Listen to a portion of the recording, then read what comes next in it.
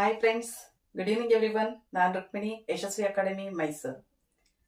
ಯಾರೆಲ್ಲ ನಮ್ಮ ಚಾನಲ್ಗೆ ಸಬ್ಸ್ಕ್ರೈಬ್ ಆಗಿಲ್ಲ, ಸಬ್ಸ್ಕ್ರೈಬ್ ಆಗಿ ಹಾಗೂ ಬೆಲ್ ಐಕಾನ್ ಅನ್ನು ಪ್ರೆಸ್ ಮಾಡುವುದರ ಮೂಲಕ ನೋಟಿಫೈ ಆಗಿ.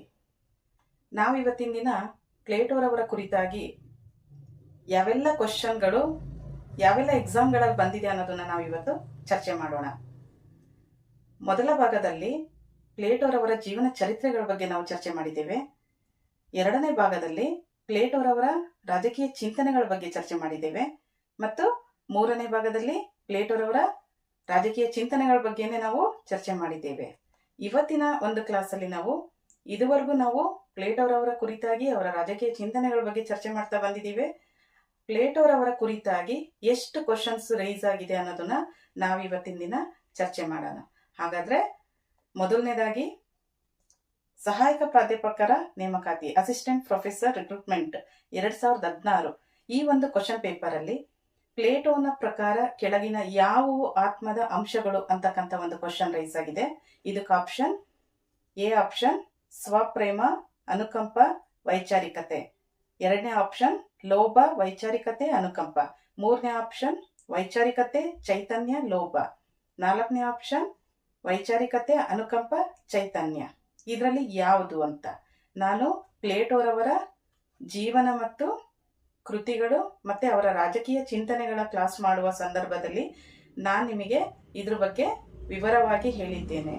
ಮಾನವನಲ್ಲಿರುವ ಒಂದು 3 ಗುಣಗಳ ಬಗ್ಗೆ ಅವರು ಚರ್ಚೆ ಮಾಡ್ತಾ ಹೋಗ್ತಾರೆ. ಅದರಲ್ಲಿ ವೈಚಾರಿಕತೆ, ರೀಸನ್ ಅಥವಾ ರ್ಯಾಷನಾಲಿಟಿ, ಚೈತನ್ಯ, ಸ್ಪಿರಿಟ್, ಲೋಭ, ಅಪೆಟ್ಟಿ.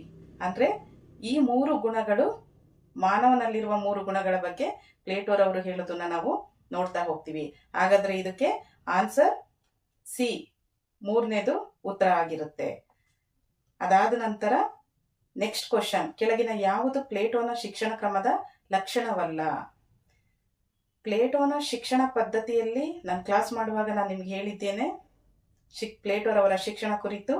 ಅದು ರಾಜ್ಯದಿಂದ ಬೆಂಬಲಿತವಾಗಿದೆ, ಕಡ್ಡಾಯ ಶಿಕ್ಷಣವಾಗಿದೆ ಮತ್ತು ರಾಜ್ಯ ನಿರ್ದೇಶಿತವಾಗಿದೆ ಮತ್ತು ಐಚ್ಛಿಕ ಶಿಕ್ಷಣ ಅಲ್ಲ. ಇದು ಈ 4 ಆಪ್ಷನ್ ಅಲ್ಲಿ ಯಾವುದು ಪ್ಲೇಟೋನ ಶಿಕ್ಷಣ ಕ್ರಮದ ಲಕ್ಷಣವಲ್ಲ ಅಂತ ಬಂದಾಗ 4ನೇ ಆಪ್ಷನ್ ಬರುತ್ತೆ, ಐಚ್ಛಿಕ. ಇದು ಐಚ್ಛಿಕ ಶಿಕ್ಷಣ ಅಲ್ಲ, ಕಡ್ಡಾಯ ಶಿಕ್ಷಣವಾಗಿದೆ ಮತ್ತು ರಾಜ್ಯ ನಿರ್ದೇಶಿತವಾಗಿದೆ ಅನ್ನೋದನ್ನ ನಾವು ಇಲ್ಲಿ ಚರ್ಚೆ ಮಾಡಿದ್ದೇವೆ. ಅದಾದ ನಂತರ ನೆಕ್ಸ್ಟ್ ಕ್ವಶನ್, ಪ್ಲೇಟೋರವರ ರಿಪಬ್ಲಿಕ್ ಗ್ರಂಥವು ಈ ಅಧ್ಯಯನ ಮಾರ್ಗವನ್ನು ಅನುಸರಿಸಿ ರಚಿಸಲ್ಪಟ್ಟಿದೆ. ಅಂದ್ರೆ ಎ ಆಪ್ಷನ್ ಇದರಲ್ಲಿ ಕಾನೂನಾತ್ಮಕ ಅಧ್ಯಯನ ಮಾರ್ಗ, ನೆಕ್ಸ್ಟ್ ತಾತ್ವಿಕ ಅಧ್ಯಯನ ಮಾರ್ಗ, ನೆಕ್ಸ್ಟ್ ಐತಿಹಾಸಿಕ ಅಧ್ಯಯನ ಮಾರ್ಗ, 4th ಒನ್ ಸಾಂಸ್ಥಿಕ ವಿವರಣಾತ್ಮಕ ಅಧ್ಯಯನ ಮಾರ್ಗ. ಅಂದ್ರೆ ಪ್ಲೇಟೋರವರ ರಿಪಬ್ಲಿಕ್ ಗ್ರಂಥವು ಅವರ ಒಂದು ಆದರ್ಶ ರಾಜ್ಯದಲ್ಲಿ ಹೇಳ್ತಾರೆ, ರಾಜಕೀಯವನ್ನು ಕಾನೂನಿನ ಪರಿಭಾಷೆಯಲ್ಲಿ ಅಧ್ಯಯನ ಮಾಡಬೇಕು. ಅಂದ್ರೆ ಈಗ ಸರ್ಕಾರದ ಅಂಗಗಳು ಹೇಗೆ ಸಂವಿಧಾನದ ಚೌಕಟ್ಟಿನಲ್ಲಿ ಕಾರ್ಯನಿರ್ವಹಿಸುತ್ತವೆ, ಅದೇ ರೀತಿ ರಾಜಕೀಯವನ್ನು ಕಾನೂನಿನ ಪರಿಭಾಷೆಯಲ್ಲಿ ಅಧ್ಯಯನ ಮಾಡಬೇಕು ಅಂತ ಹೇಳ್ತಾರೆ.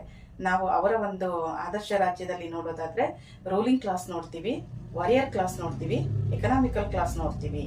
ಓಕೆ, ಆದ್ರಿಂದ ಪ್ಲೇಟೋರವರ ರಿಪಬ್ಲಿಕ್ ಗ್ರಂಥದಲ್ಲಿ ಕಾನೂನಾತ್ಮಕ ಅಧ್ಯಯನ ಮಾರ್ಗದ ಬಗ್ಗೆ ತಿಳಿಸ್ಕೊಟ್ಟಿರೋದನ್ನ ನಾವು ನೋಡ್ತೀವಿ. ಹಾಗಾದ್ರೆ ನೆಕ್ಸ್ಟ್ ಕ್ವಶನ್ ನೋಡೋಣ. ನೆಕ್ಸ್ಟ್ ಸಹಾಯಕ ಪ್ರಾಧ್ಯಾಪಕರ ನೇಮಕಾತಿ 2022 ಈ ಒಂದು ಕ್ವಶನ್ ಪೇಪರ್ ಅಲ್ಲಿ ಪ್ಲೇಟೋರವರ ಕುರಿತಾಗಿ ಯಾವ ಕ್ವಶನ್ ಬಂದಿದೆ ಅನ್ನೋದನ್ನ ನಾವು ಇಲ್ಲಿ ನೋಡೋಣ. ಪ್ಲೇಟೋನ ಪ್ರಕಾರ ಉನ್ನತ ಶಿಕ್ಷಣದ ಹಂತದಲ್ಲಿ ಕಲಿಸಲಾಗುವ ವಿಷಯಗಳಾವುವು? ನಾನು ನಿಮ್ಗೆ ಶಿಕ್ಷಣ ಸಿದ್ಧಾಂತದಲ್ಲಿ ವಿವರವಾಗಿ ನಾನು ಚರ್ಚೆ ಮಾಡಿದ್ದೇನೆ. ಯಾವೆಲ್ಲ ವಿಚಾರಗಳು ಹೈಯರ್ ಎಜುಕೇಶನ್ ಅಲ್ಲಿ ಬರುತ್ತೆ, ಯಾವೆಲ್ಲ ವಿಚಾರಗಳು ಎಲಿಮೆಂಟರಿ ಎಜುಕೇಶನ್ ಅಲ್ಲಿ ಬರುತ್ತೆ ಅಂತ ಹೇಳಿ ನಾವು ಚರ್ಚೆ ಮಾಡಿದ್ದೇವೆ. ಇಲ್ಲಿ ಎ ಆಪ್ಷನ್ ಗಣಿತ, ಖಗೋಳಶಾಸ್ತ್ರ, ತರ್ಕ ಮತ್ತು ರೇಖಾಗಣಿತ. ನೆಕ್ಸ್ಟ್ ಬಿ ಆಪ್ಷನ್ ಗಣಿತ, ತತ್ವಶಾಸ್ತ್ರ, ವ್ಯಾಯಾಮ ಮತ್ತು ಜ್ಯೋತಿಷ್ಶಾಸ್ತ್ರ. ಮೂರನೇದು ತತ್ವಶಾಸ್ತ್ರ, ನೀತಿಶಾಸ್ತ್ರ, ಸಂಗೀತ ಮತ್ತು ಖಗೋಳಶಾಸ್ತ್ರ. ನೆಕ್ಸ್ಟ್ ಆಪ್ಷನ್ ತರ್ಕಶಾಸ್ತ್ರ, ತತ್ವಶಾಸ್ತ್ರ, ಖಗೋಳಶಾಸ್ತ್ರ ಮತ್ತು ಸಂಗೀತ ಶಾಸ್ತ್ರ. ಇವುಗಳಲ್ಲಿ ಉನ್ನತ ಶಿಕ್ಷಣ ಹಂತ ಅಂತ ಕೂಡಲೇ ಗೊತ್ತಾಗಬೇಕು ಹೈಯರ್ ಎಜುಕೇಶನ್. ಹೈಯರ್ ಎಜುಕೇಶನ್ ಅಲ್ಲಿ ಯಾವೆಲ್ಲ ಶಿಕ್ಷಣವನ್ನ ಕಲಿಸ್ಬೇಕು ಅಂತ ಹೇಳಿದ್ದಾರೆ, ಗಣಿತದ ಬಗ್ಗೆ ಹೇಳಿದ್ದಾರೆ, ಖಗೋಳಶಾಸ್ತ್ರದ ಬಗ್ಗೆ ಹೇಳಿದ್ರೆ, ತರ್ಕಶಾಸ್ತ್ರದ ಬಗ್ಗೆ ಹೇಳಿದ್ದಾರೆ ಮತ್ತು ರೇಖಾಗಣಿತ, ಜ್ಯಾಮಿತಿ ಇವುಗಳ ವಿಚಾರಗಳ ಬಗ್ಗೆ ಹೇಳಿದ್ದಾರೆ. ಹಾಗಾದ್ರೆ ಈ 3 ಆಪ್ಷನ್ ಅಲ್ಲಿ ನೀವು ಗಮನಿಸಬಹುದು. ವ್ಯಾಯಾಮ ಬರುತ್ತೆ, ಸಂಗೀತ ಬರುತ್ತೆ, ಮತ್ತೆ ಸಂಗೀತ ಬರುತ್ತೆ. ಸಂಗೀತ ಮತ್ತೆ ವ್ಯಾಯಾಮದ ಕುರಿತಾಗಿ ಇವರು ಎಲಿಮೆಂಟರಿ ಎಜುಕೇಶನ್, ಪ್ರಾಥಮಿಕ ಶಿಕ್ಷಣದಲ್ಲಿ, ಅದರಲ್ಲಿ 2ನೇ ಉಪ ಹಂತದಲ್ಲಿ ಇವರು ಹೇಳಿರೋದನ್ನ ನಾವಿಲ್ಲಿ ನೋಡ್ಬೋದು. 6ರಿಂದ 18ನೇ ವಯಸ್ಸಿನವರೆಗೆ ಸಂಗೀತ ಮತ್ತು ವ್ಯಾಯಾಮದ ಶಿಕ್ಷಣವನ್ನ ಕೊಡಬೇಕು ಅನ್ನೋದನ್ನ ಅವ್ರು ಹೇಳಿರೋದನ್ನ ನಾವಿಲ್ಲಿ ನೋಡ್ತೀವಿ. ನೆಕ್ಸ್ಟ್ ಕ್ವಶನ್, ಇದು 1996ರ ಒಂದು ಸ್ಲೆಟ್ ಎಕ್ಸಾಮ್ ಅಲ್ಲಿ ಕೇಳಿರ್ತಕ್ಕಂಥ ಕ್ವಶನ್. ಆಸ್ತಿ ಹಾಗೂ ಹೆಣ್ಣಂದಿರ ಸಮತಾವಾದವನ್ನು ಕೆಳಗಿನವರಲ್ಲಿ ಯಾರು ಪ್ರತಿಪಾದಿಸಿದರು ಅಂತ. A option Aristotle, B Plato, C option Karl Marx, D option Socrates. ಇದರಲ್ಲಿ ಆಸ್ತಿ ಮತ್ತು ಹೆಂಡತಿಯರ ಸಮತಾವಾದ ಅಂದ ಕೂಡಲೇ ನಮಗೆ ಕಣ್ಮುಂದೆ ನೆನಪಾಗೋದು ಪ್ಲೇಟೋರವರೇ. ಹಾಗಾಗಿ ಪ್ಲೇಟೋ ಆನ್ಸರ್. ನೆಕ್ಸ್ಟ್ ಕ್ವಶನ್, ಇದು ಕೆಸೆಟ್ 1997ರಲ್ಲಿ ನಡೆದಿರ್ತಕ್ಕಂಥ ಪರೀಕ್ಷೆಯಲ್ಲಿ ಕೇಳಿರ್ತಕ್ಕಂಥ ಕ್ವಶನ್ಸ್ ಇದು. ಪ್ಲೇಟೋ ಗ್ರಹಿಸಿರುವ ಪ್ರಕಾರ ಸಮತಾವಾದದ ವ್ಯವಸ್ಥೆಯು ಈ ಕೆಳಗಿನ ಗುಂಪು ಅಥವಾ ವರ್ಗಗಳಾಗಿ ಅಂತ ಕ್ವಶನ್ ಕೊಟ್ಟಿದ್ದಾರೆ. ಅದ್ರಲ್ಲಿ ನೀವು ಆಪ್ಷನ್ ಏನು ಹೇಳಿದ್ದಾರೆ ಅಂದ್ರೆ, 1 ಪೂರ್ಣ ಸಮಾಜಕ್ಕಾಗಿ, 2 ಪಾಲಕರು, 3 ಕಸುಬುದಾರರು, 4 ಗುಲಾಮರು ಅಥವಾ ಸೆರೆಯಾಳುಗಳು. ಈ 4 ಆಪ್ಷನ್ಗಳಲ್ಲಿ ಪಾಲಕರು ಅನ್ನೋ ಪದ ನೀವು ಕೇಳಿರ್ಬೇಕು. ಪಾಲಕರು ಅಂದ್ರೆ ರಾಜ್ಯಪಾಲಕರು ಅಂತ ಅರ್ಥ. ಓಕೆ, ಇದರಲ್ಲಿ ಪೂರ್ಣ ಸಮಾಜಕ್ಕೆ ಇವರು ಸಮತಾವಾದದ ವ್ಯವಸ್ಥೆಯನ್ನ ಬೋಧನೆ ಮಾಡಿಲ್ಲ. ಕಸುಬುದಾರರಿಗೂ ಶ್ರಮಿಕ ವರ್ಗದವರಿಗೂ ಇವರು ಬೋಧನೆ ಮಾಡಿಲ್ಲ ಸಮತಾವಾದವನ್ನ. ಗುಲಾಮರಿಗೂ ಕೂಡ ಇವರು ಸಮತಾವಾದವನ್ನ ಬೋಧನೆ ಮಾಡಿಲ್ಲ. ಸಮತಾವಾದ ಅಂದ ಕೂಡಲೇ ಅದ್ರಲ್ಲಿ ಬರೋದೇ ತತ್ವಜ್ಞಾನಿ ಅರಸರು, ಅದರಲ್ಲಿ ಏನು ಆಡಳಿತ ವರ್ಗದವರು, ಅವರು ಆಸ್ತಿ ಮತ್ತು ಹೆಂಡತಿಯರ ಸಮತಾವಾದವನ್ನ ಆಡಳಿತ ವರ್ಗದವರಿಗೆ ಬೋಧನೆ ಮಾಡಿರೋದನ್ನ ನಾವಿಲ್ಲಿ ನೋಡ್ತೀವಿ. ಹಾಗಾಗಿ ಪಾಲಕರು ಅಂದ್ರೆ ರಾಜ್ಯಪಾಲಕರು ಅಂತ ಅರ್ಥ. ನೆಕ್ಸ್ಟ್ 2014 ಕೆಸೆಟ್, ಅದರಲ್ಲಿ ಪೇಪರ್ 3ನೇ ಪತ್ರಿಕೆ ಏನ್ ಕ್ವಶನ್ ಕೊಟ್ಟಿದ್ದಾರೆ ಅಂದ್ರೆ, ಪ್ಲೇಟೋರವರ ಕೆಳಗಿನ ಹೇಳಿಕೆಗಳಲ್ಲಿ ಯಾವುದು ಸರಿ? ಇಲ್ಲಿ ನೋಡಿ, ಪ್ಲೇಟೋರವರ ಸಮತಾವಾದವು ಆಸ್ತಿಯನ್ನು ಮಾತ್ರವಲ್ಲ ಪತ್ನಿಯರನ್ನೂ ಒಳಗೊಂಡಿರುತ್ತದೆ. ಹೌದಾ? ಈ ಪ್ರಶ್ನೆ ಆಪ್ಷನ್ ಕೊಟ್ಟಿರೋದು ನೋಡಿದ ಕೂಡಲೇ ನಿಮಗೆ ಅರ್ಥ ಆಗ್ಬೇಕು. ಪ್ಲೇಟೋರವರ ಸಮತಾವಾದ ಯಾರಿಗೆ ಬೋಧನೆ ಮಾಡಿದೆ, ಏನನ್ನು ಒಳಗೊಂಡಿದೆ ಅಂತ. ಅದೇ ರೀತಿ ಆಸ್ತಿಯನ್ನು ಮಾತ್ರವಲ್ಲ ಪತ್ನಿಯರನ್ನು ಒಳಗೊಂಡಿರುತ್ತದೆ. ನೋಡಿದ ಕೂಡಲೇ ಗೊತ್ತಾಗ್ಬೇಕು ಇದು ತಪ್ಪು ಅಂತ. ಹಾಗಾದ್ರೆ ನೆಕ್ಸ್ಟ್, ಪ್ಲೇಟೋರವರ ಸಮತಾವಾದವು ಗಾರ್ಡಿಯನ್ ವರ್ಗದವರು ಎಲ್ಲಾ ಖಾಸಗಿ ಆಸ್ತಿಯನ್ನು ತ್ಯಾಗ ಮಾಡುವುದನ್ನು. ಹೌದು, ಗಾರ್ಡಿಯನ್ ವರ್ಗ ಅಂದ್ರೆ ರಕ್ಷಕ ವರ್ಗದವರು. ಓಕೆ, ಇವರಿಗೆ ಖಾಸಗಿ ಆಸ್ತಿಯನ್ನ ತ್ಯಾಗ ಮಾಡ್ಬೇಕು ಅಂತ ಹೇಳಿ ಹೇಳ್ತಾರೆ ಪ್ಲೇಟೋರವರು. ಓಕೆ, ನೆಕ್ಸ್ಟ್, ಪ್ಲೇಟೋ ಸಮತಾವಾದವು ಪ್ರಮುಖವಾಗಿ ಗ್ರೀಕ್ ನಗರ ರಾಜ್ಯಗಳಿಗೆ ಸಂಬಂಧಿಸಿದೆ. ಹೌದು, ಇದು ಪ್ರಮುಖವಾಗಿ ಗ್ರೀಕ್ ನಗರ ರಾಜ್ಯಗಳಿಗೆ ಸಂಬಂಧಿಸಿದೆ. ನೆಕ್ಸ್ಟ್, ಪ್ಲೇಟೋ ಸಮತಾವಾದವು ಸಮಾಜದ ಎಲ್ಲಾ ವರ್ಗದವರ ತೀವ್ರ ಬದಲಾವಣೆಯ ಪರವಾಗಿದೆ.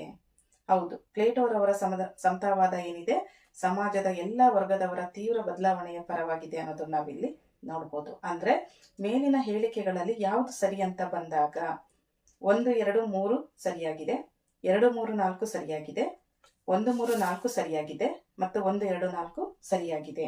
ಹಾಗಾದ್ರೆ ಇಲ್ಲಿ ಸರಿಯಾದ ಉತ್ತರ ಏನ್ ಬರುತ್ತೆ? 2, 3, 4. 1ನೇ ಆಪ್ಷನ್ ಏನಿದೆ ರಾಂಗ್ ಅದು. ಓಕೆ, ನೆಕ್ಸ್ಟ್ 2016 ಕೆಸೆಟ್ ಪತ್ರಿಕೆ 2ರಲ್ಲಿ ಯಾವ ಕ್ವಶನ್ ಕೇಳಿದ್ದಾರೆ ಅಂದ್ರೆ, ರಾಜ್ಯದ ಕಲ್ಲು ಮರಗಳಿಂದ ಹೊರಹೊಮ್ಮಿದ್ದಲ್ಲ. ರಾಜ್ಯ ಏನಿದೆ ಅದು ಕಲ್ಲು ಮರಗಳಿಂದ ಹೊರಹೊಮ್ಮಿದ್ದಲ್ಲ, ಬದಲಾಗಿ ಮನುಜರ ಮನದಲ್ಲಿ ನೆಲೆ ಮಾಡಿಕೊಂಡಿರುವ ಮನಸ್ಸುಗಳಿಂದ ಒಂದಾಗಿದೆ. ಈ ಅಭಿಪ್ರಾಯವನ್ನು ಹೊಂದಿದವರು ಯಾರು ಅಂತ. ಈ ರೀತಿ ಕ್ವಶನ್ ಕೇಳ್ಬಿಟ್ಟಾಗ ನಮಗೆ ಪ್ಲೇಟೋ ಅನ್ಕೊಡ್ಲೆ ಶಿಕ್ಷಣ ಪದ್ಧತಿ ಬರುತ್ತೆ, ನ್ಯಾಯ ಸಿದ್ಧಾಂತ ಬರುತ್ತೆ, ಅವರ ಜೀವನ ಚರಿತ್ರೆ ಬರುತ್ತೆ, ಅವರ ಆದರ್ಶ ರಾಜ್ಯ ಬರುತ್ತೆ. ಈ ಎಲ್ಲ ವಿಚಾರಗಳು ಬಂದಾಗ ಇದೇನಿದು ಈ ರೀತಿ ಕ್ವಶನ್ ಕೇಳಿದಾರಲ್ಲ ಅನ್ನೋದು ನಿಮಗೆ ಸಡನ್ ಆಗಿ ನೆನಪಿಗೆ ಬರುತ್ತೆ. ಆ ಸಂದರ್ಭದಲ್ಲಿ ನೀವು ಅವರ ಒಂದು ಆದರ್ಶ ರಾಜ್ಯದವನ್ನ ಪರಿಪೂರ್ಣವಾಗಿ ತಿಳ್ಕೊಂಡಾಗ ಈ ಒಂದು ಪ್ರಶ್ನೆಗೆ ಉತ್ತರ ಸಿಗುತ್ತೆ ನಿಮ್ಗೆ.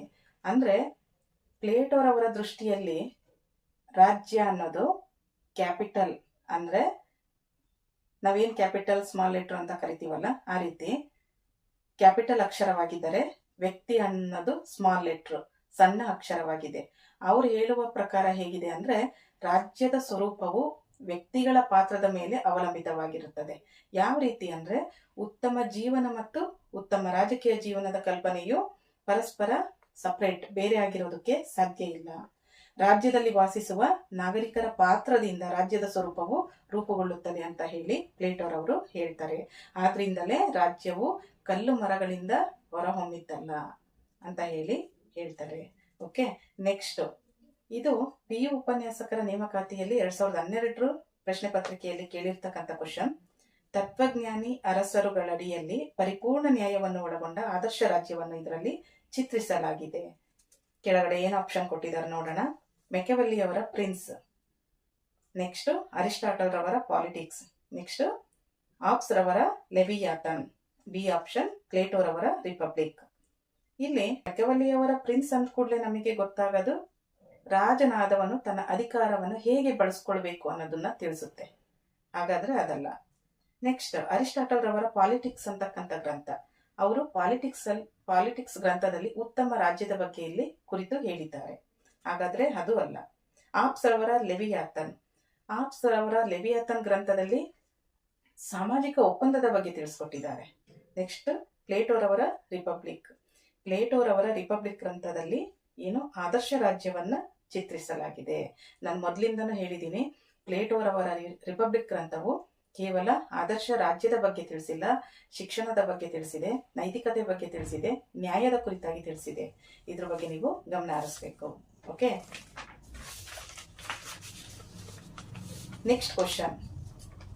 ಪ್ಲೇಟೋ ರವರ ಪ್ರಕಾರ ನ್ಯಾಯವೆಂದರೆ ನ್ಯಾಯಾಲಯದಲ್ಲಿ ಪಡೆಯಬಹುದಾದ ಕಾನೂನುಬದ್ಧ ನ್ಯಾಯ. ಇದು ಎ ಆಪ್ಷನ್. ಎರಡನೇದು ಬಲಿಷ್ಠ ಧೋರಣೆಯನ್ನೇ ಸರಿ ಎನ್ನುವ ವಾದ. ನೆಕ್ಸ್ಟ್ ಸಿ ಆಪ್ಷನ್, ಸಮಾಜದಲ್ಲಿರುವ ವರ್ಗಗಳೊಂದಿಗೆ ಸಮರಸಗೊಳ್ಳುವಂತಹ ಆತ್ಮದ ಪ್ರತಿಯೊಂದು ಭಾಗದ ಸೌಹಾರ್ದಯುತ ಕಾರ್ಯನಿರ್ವಹಣೆ. ನೆಕ್ಸ್ಟ್ ಆಪ್ಷನ್, ಅವನು ಅಥವಾ ಅವಳು ತಮ್ಮ ತಮ್ಮ ಯೋಗ್ಯತೆಗೆ ತಕ್ಕಂತೆ ಪಡೆದುಕೊಳ್ಳುವುದು. ನೀವು ಪ್ಲೇಟೋರವರ ನ್ಯಾಯದ ಬಗ್ಗೆ ಕುರಿತಾಗಿ ನಾನು ಆ ಒಂದು ಕ್ಲಾಸಲ್ಲಿ ಚರ್ಚೆ ಮಾಡುವಾಗ ಹೇಳಿದ್ದೇನೆ. ಪ್ಲೇಟೋರವರ ಪ್ರಕಾರ ನ್ಯಾಯ ಅಂದ್ರೇನು?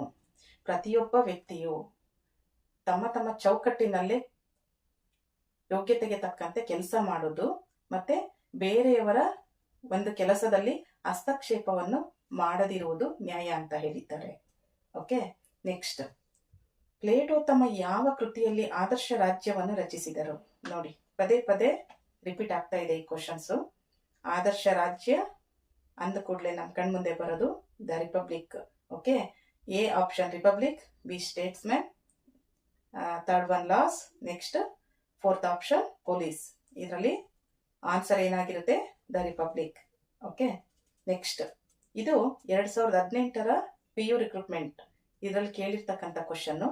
ಪ್ಲೇಟೋನ ಶಿಕ್ಷಣ ಸಿದ್ಧಾಂತದಲ್ಲಿ ಕೆಳಗಿನವುಗಳಲ್ಲಿ ಯಾವುವು ಜಿಮ್ನಾಸ್ಟಿಕ್ಸ್ ನಲ್ಲಿ ಸೇರ್ಪಡೆಯಾಗಿರ್ತದೆ? ಸಡನ್ ಆಗಿ ನೀವು ಜಿಮ್ನಾಸ್ಟಿಕ್ಸ್ ಅಂದ ಕೂಡಲೇ ಇದೇನ್ ಬಂತಪ್ಪ ಶಿಕ್ಷಣ ಸಿದ್ಧಾಂತದಲ್ಲಿ ಜಿಮ್ನಾಸ್ಟಿಕ್ಸ್ ಅಂದ ಕೂಡಲೇ ನೀವು ಕನ್ಫ್ಯೂಷನ್ ಆಗಬೇಡಿ. ಜಿಮ್ನಾಸ್ಟಿಕ್ಸ್ ಅಂದ್ರೆ ಆ ಒಂದು ಶಿಕ್ಷಣ ಪದ್ಧತಿಯಲ್ಲಿ ಬರ್ತಕ್ಕಂಥ ಒಂದು ದೈಹಿಕ ಶಿಕ್ಷಣಕ್ಕೆ ಸಂಬಂಧಪಟ್ಟಿದ್ದು. ದೈಹಿಕ ಶಿಕ್ಷಣ ಅಂದ ಕೂಡಲೇ ನಿಮಗೆ ಬರುತ್ತೆ ವ್ಯಾಯಾಮ. ಅಲ್ಲಿನ ಒಂದು ವಿದ್ಯಾರ್ಥಿಗಳಿಗೆ ವ್ಯಾಯಾಮವನ್ನು ಮಾಡಿಸುವುದರ ಮುಖಾಂತರ ಆಟ ಪಾಠಗಳನ್ನು ಕಲಿಸುವುದು, ದೈಹಿಕ ಶಿಕ್ಷಣಕ್ಕೆ ಇಲ್ಲಿ ಹೆಚ್ಚಿನ ಆದ್ಯತೆ ಕೊಟ್ಟಿರೋದನ್ನ ನಾವು ನೋಡ್ತೀವಿ. ಹಾಗಾದ್ರೆ ಏನ್ ಆಪ್ಷನ್ ಕೊಟ್ಟಿದ್ದಾರೆ ನೋಡೋಣ. ಒಂದು ವಾಕ್ಪಟುತ್ವ ಮತ್ತು ಶಾರೀರಿಕ ವ್ಯಾಯಾಮ. ನೆಕ್ಸ್ಟ್ ಆಪ್ಷನ್ ಶಾರೀರಿಕ ವ್ಯಾಯಾಮ ಮತ್ತು ಔಷಧಿ ಮಾತ್ರ. ನೆಕ್ಸ್ಟ್ ಆಪ್ಷನ್ ಶಾರೀರಿಕ ವ್ಯಾಯಾಮ, ಆಹಾರ ಕ್ರಮ ಮತ್ತು ಔಷಧಿ. ನೆಕ್ಸ್ಟ್ ಆಪ್ಷನ್ ಮಾತು, ಶಾರೀರಿಕ ವ್ಯಾಯಾಮ ಮತ್ತು ಆಹಾರ ಕ್ರಮ. ಹಾಗಾದ್ರೆ ಇದರಲ್ಲಿ ಯಾವುದು ಸರಿಯಾದ ಉತ್ತರವಾಗಿರುತ್ತದೆ? ಸಿ ಆಪ್ಷನ್, ಶಾರೀರಿಕ ವ್ಯಾಯಾಮ ಇರುತ್ತೆ. ಹೌದು, ಪ್ಲೇಟೋನ ಶಿಕ್ಷಣ ಸಿದ್ಧಾಂತದಲ್ಲಿ ಜಿಮ್ನಾಸ್ಟಿಕ್ ವಿಭಾಗದಲ್ಲಿ ಶಾರೀರಿಕ ವ್ಯಾಯಾಮ ಇರುತ್ತೆ, ಆಹಾರ ಕ್ರಮ ಇರುತ್ತೆ ಮತ್ತು ಔಷಧಿ ಇರುತ್ತೆ. ಈ ಎಲ್ಲ ಒಂದು ಶಿಕ್ಷಣ ಯಾವ ಒಂದು ನಾವು ಪ್ರಾಥಮಿಕ ಶಿಕ್ಷಣದಲ್ಲಿ ನೋಡ್ತೀವೋ, ಉನ್ನತ ಶಿಕ್ಷಣದಲ್ಲಿ ನೋಡ್ತೀವೋ ಗೊತ್ತಿರ್ಬೇಕು ನಿಮ್ಗೆ. ಇದಿಷ್ಟು ಬರ್ತಕ್ಕಂಥದ್ದು ಎಲಿಮೆಂಟರಿ ಎಜುಕೇಶನ್, ಪ್ರಾಥಮಿಕ ಶಿಕ್ಷಣದಲ್ಲಿ. ಅದರಲ್ಲಿ 2ನೇ ಉಪ ಹಂತದಲ್ಲಿ ನಾವಿಷ್ಟು ಒಂದು ಶಿಕ್ಷಣ ಕೊಡೋದನ್ನ ನಾವು ನೋಡ್ಬೋದು. ನೆಕ್ಸ್ಟ್ ಅದೇ ಕ್ವಶನ್ ಪೇಪರ್ ಅಲ್ಲಿ ನೆಕ್ಸ್ಟ್ ಕ್ವಶನ್, ಕೆಳಗಿನವುಗಳಲ್ಲಿ ಯಾವುದು ಸರಿಯಾಗಿದೆ? ಏನೇನು ಆಪ್ಷನ್ ಕೊಟ್ಟಿದ್ದಾರೆ ನೋಡೋಣ. ಒಂದು, ಪ್ಲೇಟೋ ಸರ್ಕಾರದ 8 ಬಗೆಗಳನ್ನ ತಿಳಿಸಿದ್ದಾರೆ. ಹೌದಾ? ಪ್ಲೇಟೋ ಸರ್ಕಾರ ಕುರಿತಾಗಿ 8 ಬಗೆಗಳನ್ನ ತಿಳಿಸಿದ್ದಾರೆ, ಅದ್ರ ಬಗ್ಗೆ ಗಮನ ಹರಿಸಿ. ನೆಕ್ಸ್ಟ್ ಆಪ್ಷನ್, ಪ್ಲೇಟೋನ ಪ್ರಕಾರ ಮಹಿಳೆಯರು ನಾಗರಿಕ ಹಾಗೂ ಸೇನಾ ಹುದ್ದೆಗಳಿಗೆ ಅರ್ಹರು. ಇಲ್ಲಿ ಎರಡನೇ ಆಪ್ಷನ್ ಬಂದ ಕೂಡಲೇ ನಿಮಗೆ ಗೊತ್ತಾಗಬೇಕು, ಪ್ಲೇಟೋರವರು ಶಿಕ್ಷಣವನ್ನ ಸ್ತ್ರೀ ಪುರುಷರಿಬ್ಬರಿಗೂ ಕೊಡಬೇಕು ಅಂತ ಹೇಳ್ತಾರೆ. ಮತ್ತೆ ಸೈನಿಕ ಶಿಕ್ಷಣವನ್ನ ಮಹಿಳೆಯರಿಗೂ ಮತ್ತೆ ಪುರುಷರು ಇಬ್ಬರಿಗೂ ಕೂಡ ಸೈನಿಕ ಶಿಕ್ಷಣವನ್ನ ಕೊಡೋದನ್ನ ನಾವು ನೋಡ್ತೀವಿ. ಶಿಕ್ಷಣ ಸಿದ್ಧಾಂತ ಅಂತ ಬಂದಾಗ ನಾವು ಅದರಲ್ಲಿ ಈ ವಿಚಾರಗಳ ಬಂದಿರೋದನ್ನ ನಾವು ನೋಡ್ತೀವಿ. ನೆಕ್ಸ್ಟ್, ಪ್ಲೇಟೋನ ಪ್ರಕಾರ ಮಹಿಳೆಯರು ಕೇವಲ ನಾಗರಿಕ ಹುದ್ದೆಗಳಿಗೆ ಅರ್ಹರು ಅಲ್ಲ, ಇದು ರಾಂಗ್ ಆನ್ಸರ್. ನೆಕ್ಸ್ಟ್, ಪ್ಲೇಟೋ ಪ್ರಜಾಪ್ರಭುತ್ವದ ಪ್ರತಿಪಾದಕ, ಖಂಡಿತ ಇಲ್ಲ. ಪ್ಲೇಟೋರವರು ಪ್ರಜಾಪ್ರಭುತ್ವದ ವಿರೋಧಿ. ಮೊದಲ ಒಂದು ಹಂತದಲ್ಲಿ ಸ್ಟಾರ್ಟಿಂಗು ಪ್ರಜಾಪ್ರಭುತ್ವ ಅಂದ್ರೇನೆ ಆಗ್ತಿರ್ಲಿಲ್ಲ ಅವರಿಗೆ. ಆಮೇಲೆ ಅವರ ಒಂದು ದಿ ಸ್ಟೇಟ್ಸ್ ಮ್ಯಾನ್ ಇರ್ಬೋದು, ದಿ ಲಾಸ್, ಈ ಒಂದು ಗ್ರಂಥಗಳಲ್ಲಿ ಸ್ವಲ್ಪ ಸ್ವಲ್ಪ ಪ್ರಜಾಪ್ರಭುತ್ವಕ್ಕೆ ಒತ್ತು ಕೊಡ್ತಾ ಇರೋದನ್ನ ನಾವು ನೋಡ್ತಾ ಇದ್ದೀವಿ. ಹಾಗಾದ್ರೆ ಇದುವರೆಗೂ ಬಂದಿರ್ತಕ್ಕಂಥ ಇಷ್ಟು ಕ್ವಶನ್ಸ್ಗಳೇನಿದೆ ಪ್ಲೇಟೋರವರ ಕುರಿತಾಗಿದೆ. ನಾವು ಯಾವುದೇ ಒಬ್ಬ ಥಿಂಕರ್ ಬಗ್ಗೆ ನಾವು ಅಧ್ಯಯನ ಮಾಡ್ಬೋದು, ಯಾವುದೇ ಒಂದು ಕಾನ್ಸೆಪ್ಟ್ ಬಗ್ಗೆ ನಾವು ಅಧ್ಯಯನ ಮಾಡ್ಬೋದು. ಆ ಓದಿದ ನಂತರ ಯಾವೆಲ್ಲ ಎಕ್ಸಾಮ್ಗಳಲ್ಲಿ ಪ್ಲೇಟೋರವರ ಕುರಿತಾಗಿ ಎಷ್ಟು ಕ್ವಶನ್ಸ್ಗಳು ಬಂದಿದೆ ಅನ್ನೋದನ್ನ ನಾವು ಬಿಡಿಸ್ತಾ ಹೋಗ್ಬೇಕು. ಯಾವ ವಿಚಾರದ ಬಗ್ಗೆ ಹೆಚ್ಚು ಕ್ವಶನ್ ಕೇಳಿದ್ದಾರೆ, ಹಾಗಾದರೆ ನೆಕ್ಸ್ಟ್ ಯಾವ ವಿಚಾರ ಕುರಿತಾಗಿ ಇವರು ಕ್ವಶನ್ ಕೇಳಬಹುದು ಅನ್ನೋ ಒಂದು ಕ್ವಶನ್ ನಾವೇ ಮಾಡ್ಕೊಳ್ಬೇಕು. ಈ ರೀತಿ ಒಂದು ಅಧ್ಯಯನ ಮಾಡೋದ್ರಿಂದ ಪರಿಪೂರ್ಣ ಅಧ್ಯಯನ ಆಗುತ್ತೆ. ಯಾವುದೇ ಕ್ವಶನ್ ಕೊಟ್ಟರು ಕೂಡ ನಾವು ಮುಂದಿನ ಎಕ್ಸಾಮ್ಗಳಲ್ಲಿ ಸರಳವಾಗಿ ಈಸಿಯಾಗಿ ನಾವು ಆನ್ಸರ್ ಮಾಡ್ಬೋದು. ಹಾಗಾದ್ರೆ ನಾವು ಮುಂದಿನ ಕ್ಲಾಸ್ನಲ್ಲಿ ಅರಿಸ್ಟಾಟಲ್ ರವರ ಕುರಿತಾಗಿ ಚರ್ಚೆ ಮಾಡೋಣ. ಎಲ್ರಿಗೂ ಧನ್ಯವಾದಗಳು.